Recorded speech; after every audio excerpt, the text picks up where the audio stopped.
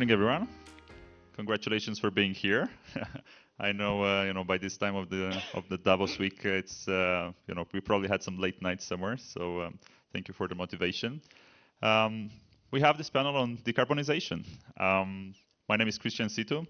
I actually used to come to Davos while working for World Economic Forum, and I was kind of stuck in the Congress Center and always wondering, what's happening in the rest of Davos. And last year, it was the first time I had the pleasure to come as an entrepreneur. I'll tell you more about my focus, but first let's do some quick intros. So Scott, go. Great. My name's Scott Wharton. I'm a serial entrepreneur doing my 5th startup scale up in a row. Right now I'm working on a next generation solar panel that's going to be 30 to 40% more efficient, better and cheaper, not made in China, so you can make it with secure supply chain. Thanks. Hi, super happy to be here.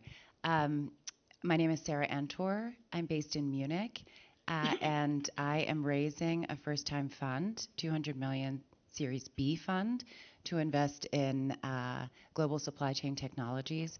In particular, we want to focus on making sure that those have decarbonization technologies embedded in them. Thank you. My name is Ari Aaltonen. My background is coming from a big corporates, working for Oracle, Cognizant, and Capgemini. Now I've been a serial entrepreneur, and we recently launched a company called Efides, which is digitalizing commodity trade finance, really helping the banks to finance more food trades, as well as the other commodity transactions, which has a significant impact to the carbon. Thanks. Hi, everyone. Thanks so much for coming. My name is Jennifer Turlick, and I'm practice leader of Climate and Energy AI at the Martin Trust Center for MIT Entrepreneurship at MIT. So I build, research, and instruct on AI for climate and energy solutions. And before this, I was a climate tech venture investor, and before that, I was an entrepreneur. So excited to be here and chat with you all. Amazing. Thanks for that intro. And I'm also excited every time I have the chance to sit on a panel with such diverse backgrounds, as well as such different geographies. So before I'll start addressing questions to my fellow panelists, let me tell you a little bit, how I've ended up in this position to talk about decarbonization, because I haven't been a sustainability professional. Actually, I was mentioning while I was working for World Economic Forum, I was doing completely different stuff. I was leading a portfolio on digital innovation. I even had a community on quantum computing.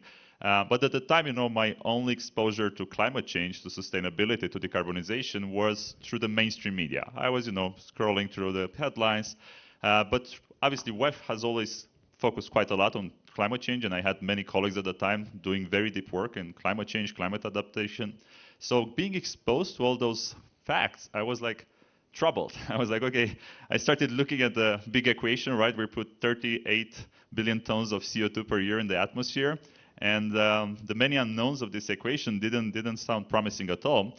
So I said, okay, this strongly resonates with me, and I thought I will try to leverage my digital innovation profile and try to be part of this movement. So together with 2 other colleagues from World Economic Forum, one expert in decarbonization, one expert in machine learning and AI, we created this startup called Curator.com. It's a startup that's leveraging data science and machine learning and facilitating the acceleration of decarbonization for large corporations. Basically, you can do decarbonization just with the human skills, or you can do decarbonization with the human and AI. I guess human and AI, it's the faster equation. So while the negative things happening with the planet were the things that triggered me to jump on this train, we should always remember there are many positive things happening that we should celebrate. And actually, I think this is an important mindset for all of us. If we are involved in sustainability, or if we're simply, checking the news, it's very easy to get depressed, right? I mean, LA fires, floods here and there, the numbers are not looking great. We already passed 1.5 degrees. But there's a lot of good stuff happening and continues to happen. I mean, China is hitting its decarbonization targets ahead of schedule. UK stopped using coal. Some of the biggest polluting countries like China and India, the per person CO2 emission has already peaked, and has already peaked at much smaller numbers. Like China, it's like 5 tons per person. India, 1 ton, compared to, for instance, Europe, UK was 14 tons CO2. India, with its giant train networks, has already 100% electrified also. So there's a lot of good stuff to celebrate. It's also, one recommendation I'll give you right now. It was a book which kind of, put me in the right mindset when it comes to being climate depressed or, being based on facts. First question, how many of you have read Factfulness by Hans, the gentleman from Sweden?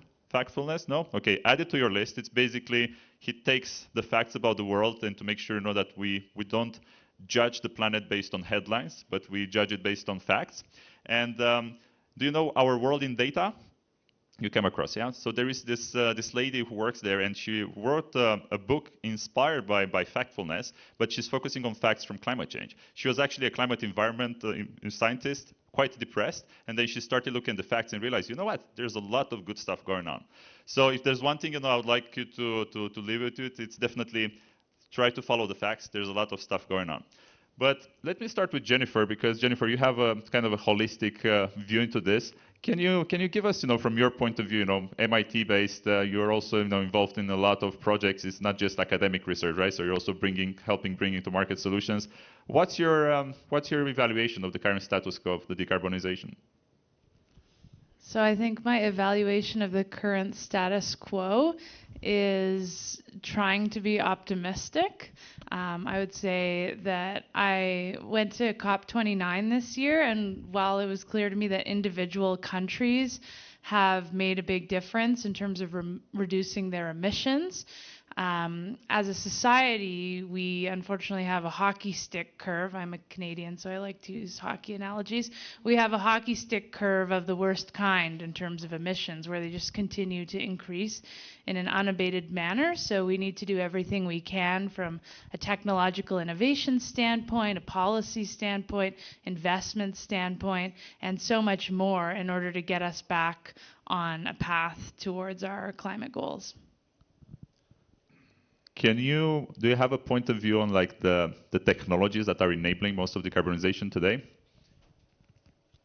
Well, I think, most of the emissions that we have today come from energy, and it's about 62 to 70%, depending on various estimates. And that happens, some of you may already know this, but just as a refresher for those who don't, that comes from the burning of fossil fuels such as oil and coal. And those non-renewable energy sources make up around 80% of the energy mix, so only 20% is renewables like solar or wind. So we need to increase the amount of renewables that we have in order to reduce the emissions associated with energy. Awesome. Well, since you mentioned renewables and solar, we have Scott over here. Scott, can you give the audience a view on the past of the solar industry, the present, and the future? Yes, I think there are some huge changes happening recently, and I'm not talking about what happened in Washington. I'm talking about more what's happening in solar, because there are going to be a lot of people talking about that. So I think what most people don't know is that solar has gone down the last 10 years 90% in cost. It's now the lowest cost solution for energy.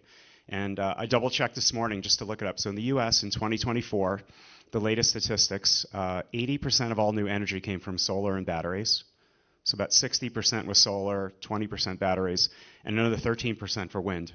So it's almost in single digits now, any new capacity happening with fossil fuels and nuclear. But I looked it up just to check to compare it with China and said, all right, that's the US. Maybe we're not growing as fast. What's happening in China? And it was really interesting.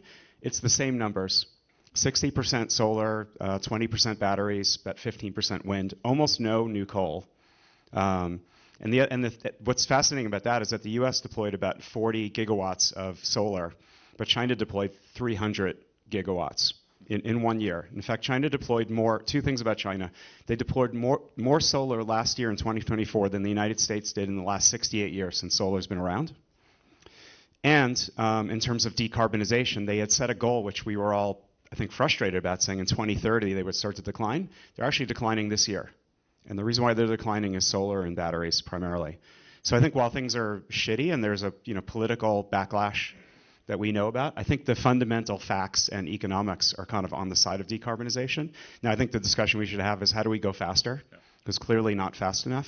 But I think the momentum is clearly there, and I think it will pick up. It will only pick up because solar and batteries are only going one way, they're going down, and the other costs are not. Well, you ended your statement with the keyword cost. Cost money. So this is a good transition into Sarah. Sarah, maybe tell us also a bit how through your career you've actually ended up transitioning to have an interest in the space of climate decarbonization, and what's your evaluation of the current state of the money available in this sector? Sure. And Christian, as I was listening to you earlier, I also don't have a decarbonization background. My background is in banking, law, and tech. And so this has been kind of a transition for me as well. But I think once you start to get into this sector and read and learn, you can't unsee and unhear what you find out. And I think for me, moving from sort of fintech, investment banking, and legal areas into this was kind of an easy transition for me because I've worked along the entire life cycle of companies, startup growth to exit. But I needed to hone in on a particular area, and I started looking at supply chain just because I have a lot of relationships with strategics. And what I've noticed, I'm also very optimistic. So both of you just talked about, well, I think also Jennifer as well. I think that's a key takeaway is that we should be optimistic, and here's why on the funding side. When I was starting to look at where I wanted to focus, I had a lot of conversations, and I continue to have conversations with aeronautics, agriculture, industry, advanced manufacturing, automotive.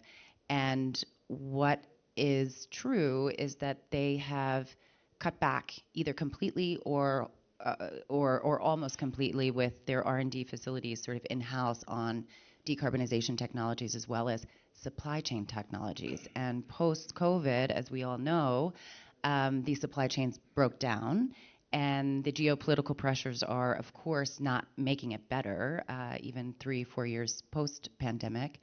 And they're looking for solutions. This creates a new sort of paradigm on the funding side because we have strategics who are interested.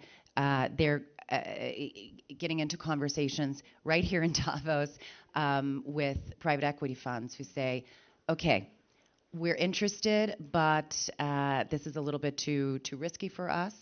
You will notice, some of you, KKR has just launched a climate tech fund. B Capital is now launching a capital tech fund, a climate tech fund. And you start to see the movement towards this missing middle. So because there has been almost no funding in climate tech, and also in particular supply chain technologies, what we feel is that I kind of liken it, we are live stream, but I kind of liken it to feeding vegetables to my children.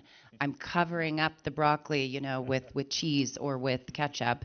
The guys I'm talking to very much want to bring their legacy industries into present day, quite frankly. And they're happy if it's AI enabled. They're also happy, or they don't really care in some cases, if we embed those decarbonization technologies. And the good news is the new generations of these technologies have decarbonization embedded into them. So we're seeing a nice closing for those of you, and I feel like we have a very sophisticated room here, but for those of you who don't know, climate tech requires, as do other sectors, but decarbonization requires big money, and it is still risky. So you've got sort of private equity who doesn't want to come down necessarily into a Series B area where we're operating because that is too risky for them. Early stage VC, the money is too intensive, right? It's too capital intensive on the front end. So we've got this funding gap, and there are definitely firms like mine who are now focused on Series B, on this funding gap. But we need more. But I agree with Scott, we're seeing like huge momentum in this area. When you start to notice the PE dipping down, and you start to see VC setting aside more reserves for follow-on capital at Series B and beyond, that's when you're getting in as a first mover. So I'll relinquish, and we can come back to it. Absolutely. Thank you. Thanks for that assessment, Sarah. So you mentioned the buzzword of the year, AI. I think, it's, I must say, the first day when I arrived in Davos and I was walking along the promenade, and I've seen that every single company had a slogan with AI. I was just laughing.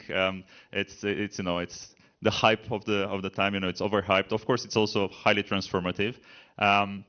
But obviously, AI has also a role to play in the climate change discussion. I mean, I was mentioning, the startup that I've created, I've co-created, right? We have to use AI, right, in order to maximize that efficiency.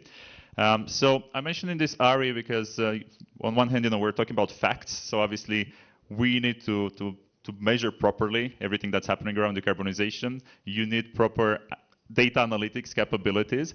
So I'll give you the challenge, Ari. Let's talk about a bit analytics in decarbonization in the carbon economy, but then also transitioning to this super digital capability, which is AI. I think the key thing is that we need the measurability. Unless we don't measure, it's very difficult for us to follow the action.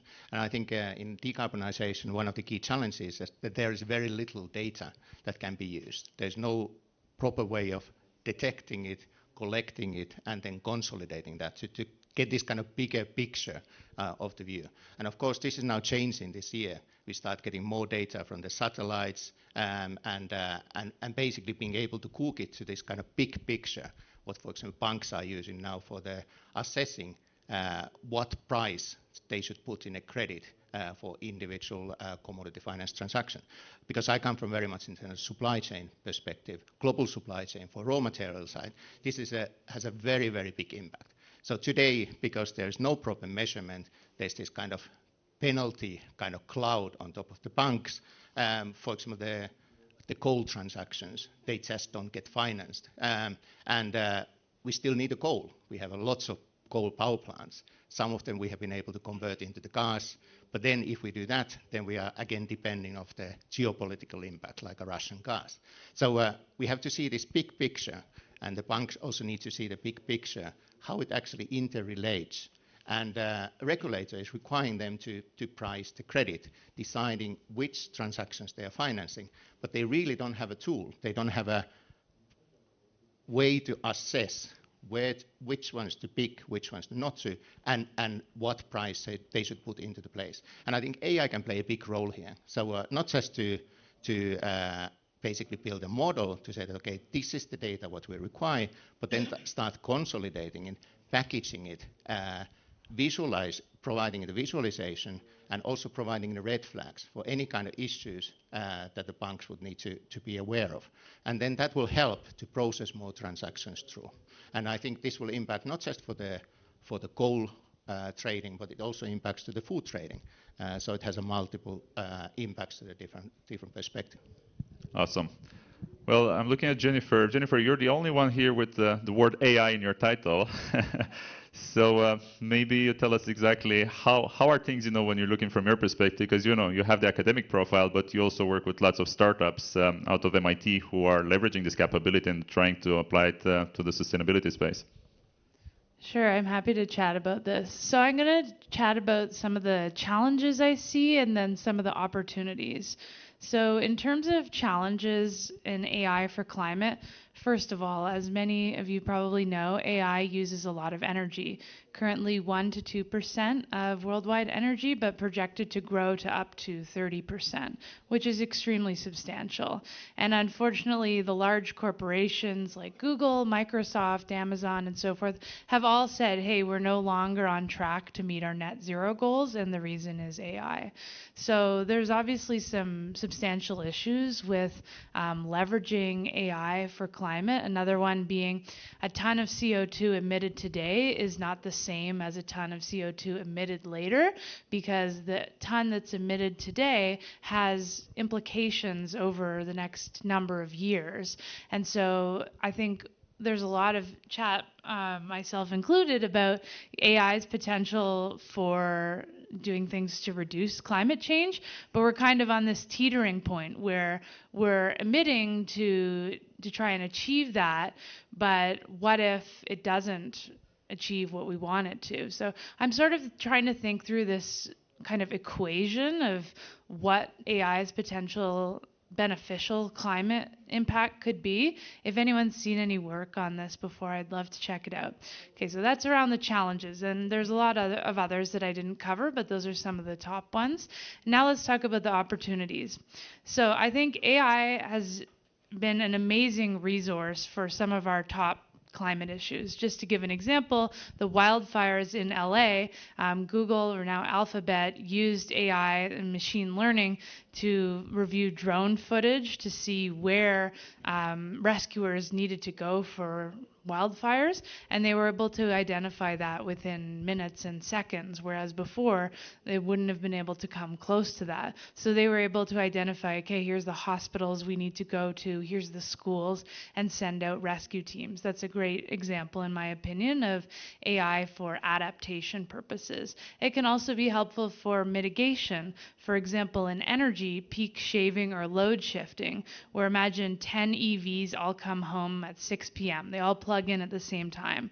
This creates what's called a peak load that the grid may not be able to handle. But what if AI is installed at that site so that everyone goes to sleep and their cars intelligently get charged at different times throughout the night, meaning there's not the same peak load and the grid doesn't get strained or need to have an expansion of physical grid infrastructure. That's the type of use of AI I could see where it can help to reduce the cost of expansion of physical grid infrastructure and can also reduce the emissions associated and the electricity costs for individuals. I think those are some really great examples of use cases that you mentioned, Jennifer. And I mean, this is what I love about AI use cases. The use case, it's relatively simple. Of course, sorting it out, developing the right AI solution to enable that, it's the complicated thing. But I see, because with my startup, our role is really to scout and to observe, who are the most relevant players over hardware, software, materials. But now strictly talking about AI and software, there's such a boom in the number of AI players in energy optimization, for instance, right? I mean, take it, this building maybe 10 years ago, you switch on, AC, you switch on the lights and that's it, right? Nowadays, with a relatively simple AI energy optimization software, you can significantly reduce the carbon footprint of this hotel just by, switching off things, and adjusting the temperature and stuff like that. Scott, AI, does it play a role in your industry? Sure. I mean, I would say for our company, we're based in Silicon Valley, and part of what we're doing is using AI for product development. So in addition to having smart humans look at the data, we're creating tons and tons of data. So I think it's a good augmentation for anybody doing product development to help you get smarter and faster at looking at billions of variables. I'd say also from a decarbonization point of view, there are a few myths about what we can or cannot do. Like one example that Jennifer talked about, a common myth is how many of you have heard of the duck curve for solar, where there's just too much solar during the day? So I think one myth is, we can't do anything about that. That demand is fixed. People will only consume it during the day, or we need baseload. But one of the things we can do is with software and pricing to basically incent people to use power differently. So today we talk about powering our cars at night, which I think is funny, because why are we powering at night when we have more power during the day now? We should be switching that, and that could be done with software and pricing and intelligence. And there's this other problem that we talk about is we need baseload power. Renewables are intermittent, they're not enough. But if you change the incentives so that we can use power when the power exists, or switching it off from batteries, then I think this problem could largely go away. So there are these huge myths, I think, or problems about why we can't decarbonate, that quite frankly, they're bullshit. And a combination of smart, intelligent software and pricing mechanisms could change people's behavior. We're pretty resilient. I think we've all seen when we're able to get incentives to change. So why can't we change for this? Seems relatively simple to run your dishwasher during the day or car versus at night. Easy. I'm looking at Sarah, I'm thinking AI from your perspective as an investor. I was mentioning earlier, that on the promenade here, all the technology companies seem to suffer from FOMO, from fear of missing out. They have to talk about AI, right? Otherwise, they're left out of the conversation. And I kind of observe an interesting pressure on the innovation on the startups that they kind of have to be AI startups nowadays. Even if they start with the DNA of sustainability, of decarbonization, everyone feels like, we have to be, powered by AI. Is it really expected from the investors that right way, you know, in order to be a potential successful startup, you have to be powered at AI at the core, or is it more like, you know, people are over exaggerating right now? Yeah, it's a great. I think this is the question on everyone's mind. Also, for those of you who were here last year, it was even worse. AI was sort of everywhere. I feel like it's a little more balanced this year. It falls into, in my opinion, falls into kind of two buckets. One is, you know, AI, which sort of took over the world over the last 18 months, and that AI has to be sort of sprinkled into everything, but it's very much on the ChatGPT LLM side, in my opinion. The other side, which I think all of us think is more interesting, is the actual applications to, my, you know, from our perspective, supply chains, but also for strategics, like how are we actually going to change the world with AI, as opposed to, and I kid you not, I heard one CEO, this was not at Davos, this was probably just before the holidays, November, a CEO said, yeah, we've rolled out ChatGPT across our entire company, but, you know, my assistant uses it to write letters for me. And you know, there's a lot to unpack in that one statement, but it kind of tells you that CEOs don't necessarily understand what applications AI is going to have for their companies and their business. Good thing the politicians know better. Yeah, exactly. So back to your question, I do think it's exaggerated. I think we have to have this bubble, if you will. But the more interesting conversation is what we're doing here, which is what are the applications that we're seeing, and you know, being smart about how to use AI.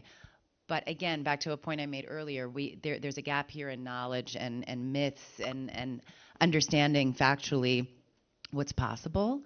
And we need the folks on the side of the technology to bring that information to the folks, the politicians and the CEOs. And that's going to be kind of difficult, I think. I'm in a lot of conversations where people's eyes, you know, widen when I talk about companies like Pictera, for example, who is, they're here at Davos, and I met with her yesterday, so a friend of mine, she's not the founder, there's two guys who founded the company, but they are based out of Lausanne, and they're using AI also to go up, you know, take these drone pictures of the planet, of areas, so that they can better, you know, before and after pictures at the end of the day, so that they can better predict the change in the climate, the change in the topography. And they are now, this happened yesterday, it was a nice little Davos connection, but I hooked her up with the CEO of AccuWeather, Joel Myers, who is also here. They do a ton of, obviously, weather prediction, and they're already using AI. And so hooking up these two companies, which is sort of a big and a small, they're really excited to enter into a kind of a partnership to figure out how to, one, to give the data to the other. So that's another point, I think. The corporates, strategics, I'm generalizing, who don't really know or understand the applications, have all the data. And the technology folks need that data. So we literally, this won't work unless we sort of bring these two together. I think what you were mentioning earlier, Sarah, the fact that, you know, we have to be factual. We have to, you know, bust those myths. We have, you know, to make sure we are really understanding things, you know, because when, you know, a few years ago when I started looking into the space, sustainability, decarbonization, one of the things that shocked me was the inefficiency in the fossil industry. So basically everything that burns, if it's oil, if it's gas, think about, you know, a big part of the planet is still powered by gas, right? I mean, that's a huge percentage waste, right? That is just the heat that goes into the atmosphere. And as I was learning about this inefficiency when we burn things, you know, to produce energy in the economy, is that by replacing fossil fuels with renewable, that inefficiency disappears. And I mean, I was chatting about this with Scott, and obviously, you know, solar, it's one of those things. I mean, you capture the energy, it goes into the battery. Sure, there is always a little bit of loss there, but nothing compared, you know, to the things that we burn. And related to this, you know, what I discovered at the time, and it shocked me, is that it can significantly accelerate our global decarbonization plans not by replacing one-on-one the fossil fuel economy with renewables, but if we replace a third of the fossil fuel economy with renewables, because of this comparison inefficiency on burning things versus high efficiency on renewables, that can allow us to leapfrog. And I think, for me, this is a really important fact that should make us aware we can do this, right? Versus I hear and I meet so many people that say, yeah, we're already doomed. We passed 1.5. There's no point. Trump is there. So I'll pass this to you a bit, Scott. Talking about efficiency on solar. Like, why aren't people aware of this major difference? I don't know. I mean, most people are not aware of physics and the laws of thermodynamics. I admit I've been working on this for a couple of years now, and I didn't know about this fact that if you when you burn fossil fuels, you basically lose 2/3 of it to heat. So I think just building on what you said, it's a myth that you need to replace every part of energy with fossil fuels with renewables. You only need one for every 3 that you're replacing. And I think there are other efficiencies. People hear about heat pumps and other things. And one other thing just to bring up from a decarbonization is you could have these big, long electric transmission lines now. And if you move from AC to DC, with AC you just can't move it very far. You get these huge losses. When you move to DC, I think you lose 3% for every 1,000 kilometers. So there's a possibility of moving energy to where the sun is, because I think that's another myth, is that you can only run solar where the sun is. But if you take sun out of or solar out of Saudi Arabia or California, other places, or Australia, and you move it via these high transmission lines, you can go both where there's sun and where there isn't, but also move across time zones where it's dark. So it's just another example where there are technologies that exist that I think that they're there. We have to be creative about rolling them out. Awesome. And talking about the facts and the reality of things, and what's feasible versus what's a myth. Initially, when I jumped into this movement of sustainability, I was meeting a lot of people who said, let's just shut down the oil industry overnight, tomorrow. And initially, I was like, yeah, sure, makes sense. And then I realized, wait a minute. While talking to people, everything around us, look at the materials you're using, look at, a big part of the global economy, global trade, it still relies on oil. Sure, we should stop burning fossil fuels for energy, but, if you take the chemical industry, there's so much going on that still relies on that. So if actually we will be shutting down by the end of this week, the oil industry, will probably trigger a global recession. And I had a little bit of a chat like this with Ari, because he's also involved in commodity trading, which also covers coal. So maybe you give us a little bit, how you see things from your angle regarding the status quo today. What's realistic to transition versus, what's, just a utopia for the time being. So I think we need to see always the big picture, and it's very difficult. We have to, as a company, we have to look at the supply chain from very beginning to the very end. And then we come to the situation that we have to see where do these energies come from, how are they used. And I have good cases, for example, the coal was one case. We do need coal. We need to have a mechanism to finance the coal. We have to facilitate that transaction to happen, because otherwise we cannot just switch off the coal power plants. But then we also have industries, a lot of industries who have to produce heat energy, use energy with the lowest possible cost base, because otherwise they have to transition that cost to the end products, cement, steel, something like that. And I have been in the sites where by the end of the week, they have to start burning car tires to reduce the emission, not to increase the emission, because the base heat source that they have been using is the lowest quality scrap oil, which comes from refineries, which cannot be used even for any other use. And of course, the pollution impact is massive. So we often, I would say, major in minor things, and we forget this big picture, the big industry, where we can make such a small difference without disrupting it. We definitely agree we should not even think about moving away from oil, moving away from coal for the very short time, but have a transition plan, gradual transition plan, and measurement framework. Today is not measured. That is one of the key reasons. There's no mechanism to measure it. If even banks, what they are using, because they have to now price the credit based on the carbon perspective, they use rating agencies, and they pretty much made up the numbers. There's no real source for that information. this year, we are starting getting more of that information. And my view is that coming from very strong AI background and building a kind of business models using AI, I think we need to come from the models and say, okay, what does matter? What data is needed to support that? Then start collecting the data, analyzing it, and linking it to the model, and then say that, okay, this is our scoring system. And now we can use it based on real data, not just something made up data. And I think this would be the way where we can make much bigger impact than we can maybe imagine. Cool. So we discussed a lot about the status quo and the transition. Now, since we have only a few minutes left, I would like to fast forward into the future. 2050, this is where most of us, or the corporations say, okay, we plan to be net zero by then. And we're talking about the energy consumption today. By 2050, the forecast is we will consume at least 4 times more energy.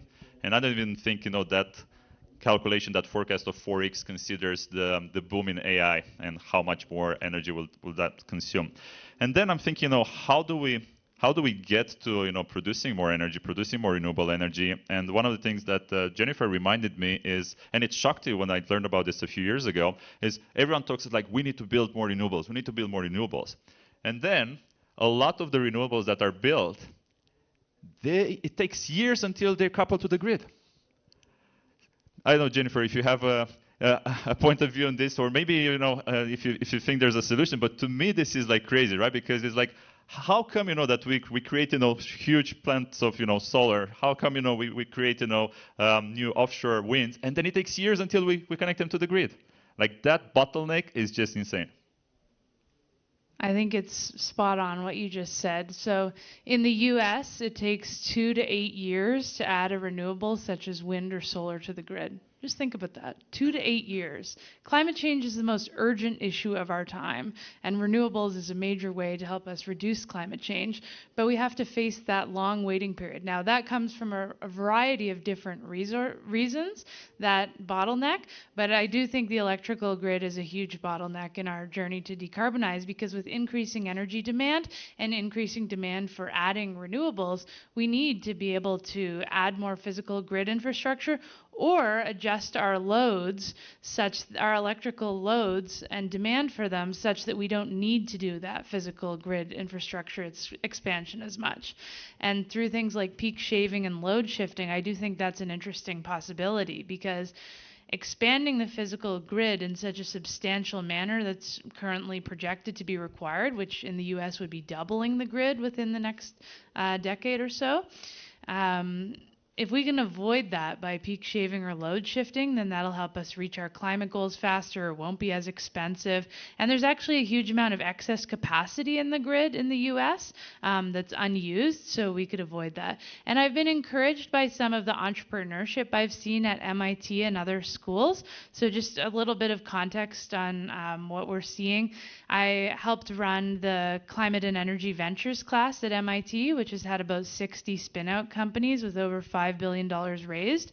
And now we're expanding that class to other universities. So now it's at Technical University of Munich, it's at Tsinghua University, and it's at other universities. And we've created a suite of AI tools to empower climate entrepreneurs to accelerate. For example, some policy tools to let them enter their business idea and see the relevant regulations and incentives within seconds. And we heard from a startup that said, hey, I just spent $10,000 on a consultant who took months to produce this information, but your tool just came to the same information practically within seconds for free. So how can we build tools that can empower climate innovators and entrepreneurs to accelerate? I think that'll help us reach some of our goals. And the startup we worked with for that is called Artifacts AI. They're part of the Climate Scale-Up delegation of climate startups that have come to Davos. All right, so unfortunately we're out of time, but if you're in this room, it means you care about this topic, and all of us will continue to be around here and Davos this week. So let's make sure we continue the conversation. One last thing I want to leave you with is, most people think sustainability and decarbonization is someone else's job. And I think we will not accelerate fast enough until we realize that every single one of us can play a role. And I'm not talking here about, our individual, if you're switching your LED bulbs or, eating less meat. But as long as you have a job, or if you're in a corporation, and this is what I try to tell people, just because you're a corporation hired a chief sustainability officer doesn't mean that this is done. Like, if you have a corporate budget, that corporate budget has a carbon footprint. How do you decide to spend that corporate budget and that carbon footprint? It's up to you. So every single person, every single professional needs to take some responsibility in this. We're changing the panels, so don't leave the room. We're just swapping here the panelists, and then we're continuing with under this umbrella of climate. Thank you so much for this panel. Great. Thank you.